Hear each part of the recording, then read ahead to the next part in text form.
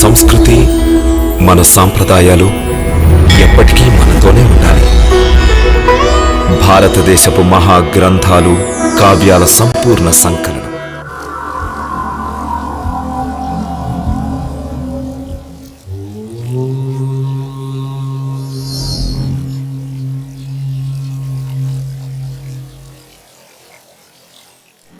మనకు పగలు రాత్రి ఉన్నట్టే బ్రహ్మదేవుడికి కల్పం అని ఉంటుంది.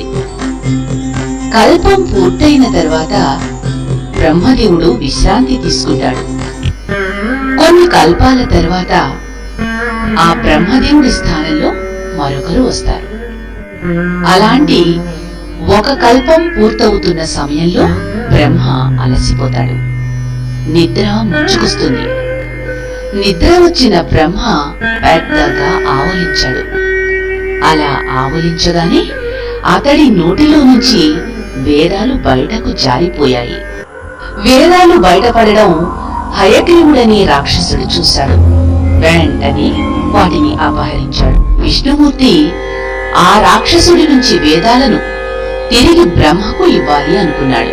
సత్యవ్రతుడని ముని ఆ సమయంలో తపస్సు చేసుకుంటున్నాడు. అతని తరువాతి బ్రహ్మ. రానున్న ప్రళయం నుంచి జీవజాలాన్ని రక్షించేందుకు, వేదాలను కాపాడేందుకు విష్ణుమూర్తి మత్స్యావతారం ఎత్తాడు. ఆ చేప సత్యవ్రతుడికి దొరికింది. సత్యవ్రతుడి చేతుల్లో ఉన్న ఆ చేప ఇలా పలికింది, నన్ను రక్షించు, ఎక్కడైనా సురక్షితంగా నన్నుంచు అంది. సత్యవ్రతుడు ఆ చేపని తన కమండలంలో దాచాడు.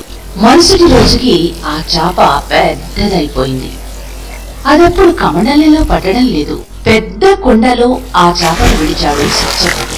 వెంటనే ఇంకా పెద్దదైపోయింది చేప.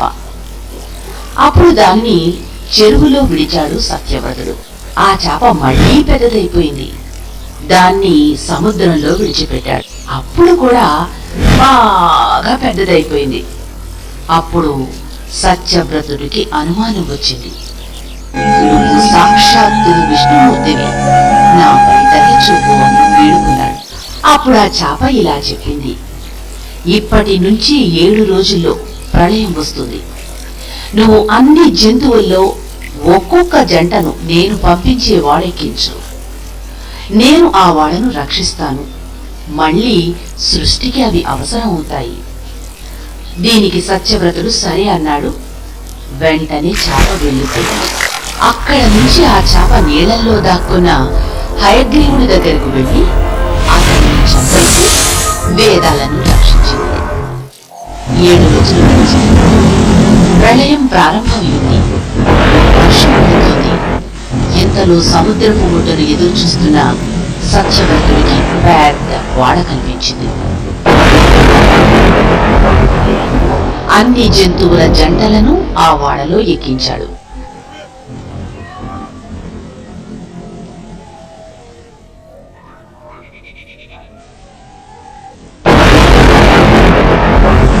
ఆ పెద్ద చేప తన కొమ్ము నుంచి వాడకు తాడు కట్టమని చెబుతుంది.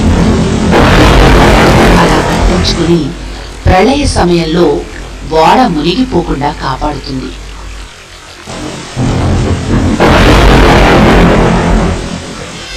ఆ విధంగా మరలా సృష్టి ప్రారంభం అవడానికి తోడ్పడుతుంది. ఇది మత్స్యావతారం కథ.